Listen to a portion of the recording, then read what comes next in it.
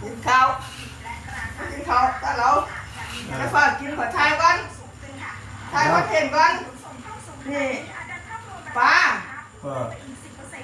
ปลาเถอะ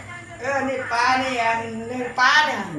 ปลาคอใหญ่ปลาเส้นจานเถอะอันนี้กับแก้วคือเก่าแหละจ้าพี่น้องแก้วต้องมาเศร้าเถอะโอ้ยแก้วนี่ยาปลานั่นเดี๋ยวทายวันเห็นก่อนนะขอกิน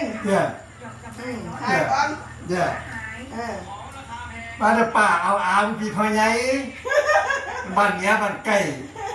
ไม่กินข้าวแต่เราไม่กินข้าวน้ำกันเด้อจ้าเนี่ยแซ่บหลายเนาะแซ่บเอากินได้ใช่แล้วกินแซ่บ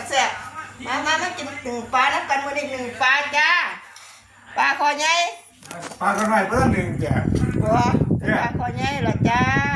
จอยไม่กินข้าวกินสั้นกว่าบ้านยิงสิแต่ก็แซ่บไม่ได้ละนอนหนึ่งปลาคอไง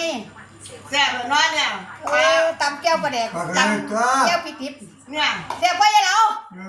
บ่แซ่บมันจะเปลี่ยนปลาแดกปลาเขาต้องเปลี่ยนปลาแดกอ่ะเด้เนี่ยเบ